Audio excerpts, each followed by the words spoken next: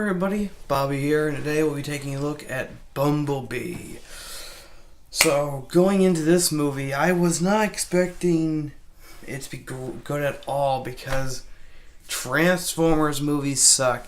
But man, I am glad to say that Bumblebee was a freaking hit. It was a home run. It was great. It's the best Transformers movie you're going to get to watch out of all the ones they've made.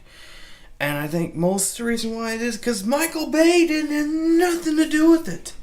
This is the Transformers movie we've needed for a long time. You have all your the G1 Transformers designs. You have a good story, character development, and good connection with Autobots and humans. It's the perfect Transformers film, and I enjoyed it a lot. But sadly, I guess because of all the negative of all the other Transformers films, all the other Transformers films have been so terrible, I guess Bumblebee's not doing good in the box office. And, well, I'm reviewing this movie, and it still doesn't look like it's doing great. So, please, go see this movie. It is awesome. Just because it's a Transformers film, don't think it's bad. Michael Bay has nothing to do with this movie from what I know. And if he does, he ain't got much to do with it because, well, this movie's good. This movie is excellent. We'll get into the story and the spoilers later on, but trust me, this movie is excellent. Don't wait to go watch it on Netflix or Hulu or whatever it's going to come on after it's run. Don't wait to get it on DVD or Blu-ray. Watch it in theaters now because we want sequels. We want this to be a reboot. I want this to be a film reboot, and it is. It is a reboot, but we want this new series to continue with all the characters that were developed in this movie with Bumblebee and Optimus Prime. I want this to continue. And I'm scared that if this film doesn't start doing better in the box office, it's not going to happen. So if you are even thinking about seeing this movie, I highly recommend going to see Bumblebee. So let me explain. This movie is more or less an origin story for Bumblebee. How he loses his voice, and how he ends up on Earth, and how the Transformers are going to start their war against the Decepticons on Earth. And originally this movie was designed as a prequel. And there's two things that kind of make it a prequel and kind of don't. And I'll explain spoiler part of this review, but it'll make sense why it's not, but the reason why it is because it's not. It is confusing, I know, but I'll explain later. But I really enjoyed the character of Bumblebee. I mean, I watched the cartoons. That's pretty much the main thing I know about Transformers. Is I watched Transformers Prime a little bit. I like that cartoon. That CGI cartoon, that was good. That's pretty much the most Transformers I got into. Besides this little sequel cartoon series, Robots in Disguise, I watched a little bit of that. That's really kid, like really cartoony though. But it don't matter. But that's pretty much the maximum of Transformers I got into. So, besides the movies, and I hate the movies, I really do. Especially the ones with Shia LaBeouf. Ugh. I try to forget all of them. They all suck. The only good thing about it is the Optimus Prime's voice is great. And they all return. Optimus Prime returns in this movie for a few scenes. His voice is the same. It's great. The designs for the Transformers are awesome. Bumblebee's character is really interesting because for the first few minutes he does talk, he does have a voice, he does lose his ability to talk near the beginning of the movie as well. So he has to learn how to use his radio to talk. And with the help of this character, Charlie, who her character gets very developed in the film as well. You see that connection between her and Bumblebee, and that's great.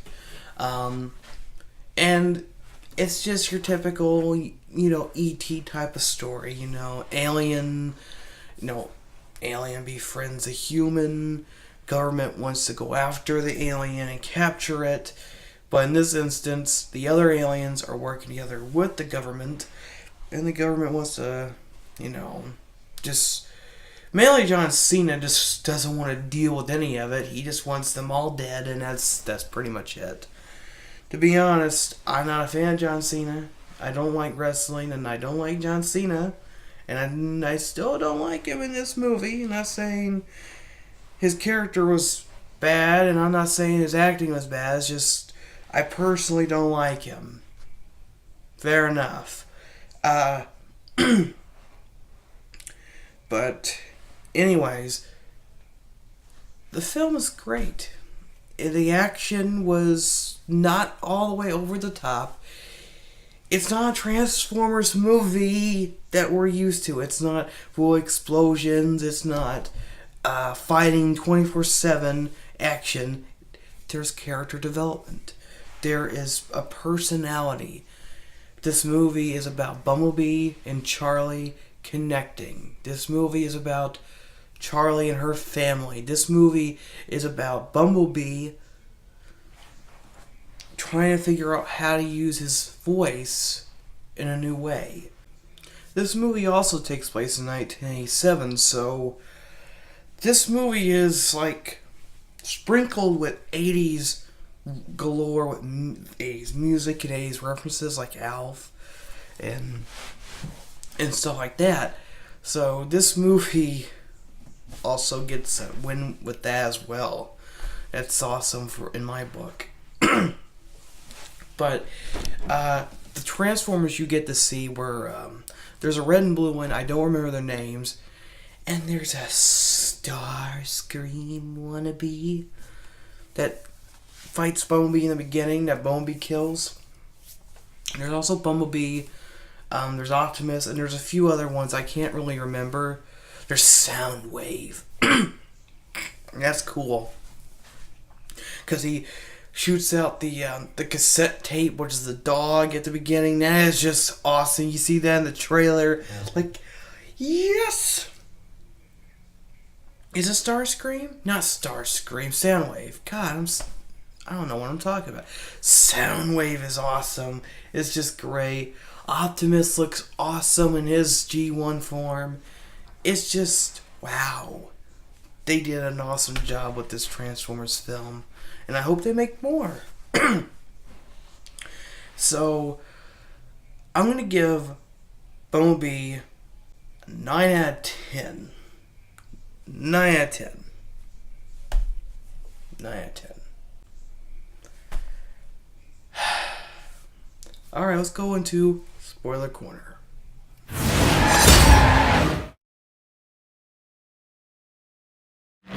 So, getting into the main character, Charlie, it's revealed that, her family life is, and isn't probably the greatest in her opinion. Her dad passed away of a heart attack, and she's really affected by it. Her mother is already married to another man, and she has a hard time connecting with her family. She also used to be she used to dive, I guess, and she's got trophies for doing so, and she's really into cars, obviously. She likes building cars. She's building a car that her and her dad used to work on before he passed away. And they really develop her character extremely well. There's another kid, I'm not going to pronounce his name because I just don't know how to, which is somewhat of Charlie's love interest, I guess. It's revealed that he's got a crush on her somewhat, or is interested in her, and he finds out that, Bumblebee exists, and her, and Charlie, and the guy, and Bumblebee pretty much work together to help Bumblebee stop these evil Transformers, or these Decepticons, from exposing Earth to the other Decepticons. Bumblebee dies in this movie. He does die. He gets, he gets blasted by one of the Decepticons. I guess it kills him, but they revive him by shooting him a lot of times with these electrical guns, which restart him, I guess. There's 2 deaths. There's this, weird redneck guy gets blown up and turned to liquid, and the scientist that's helping the Decepticons turns liquid. Because this Decepticon can blow him up, pop him.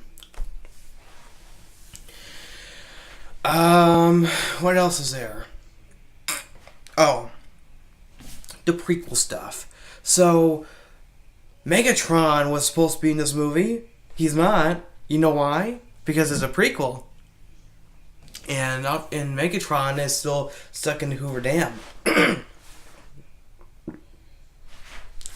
He's not, because the movie ending takes place in the Hoover Dam. And Bumblebee blows it up. So if Bumblebee blew up the Hoover Dam, don't you think Megatron would be coming out of there? I don't know if he's inside the Hoover Dam or he's by it. I don't know. I didn't watch the Transformers movies after the first 2, I think. I don't remember. And even then, I don't even remember them.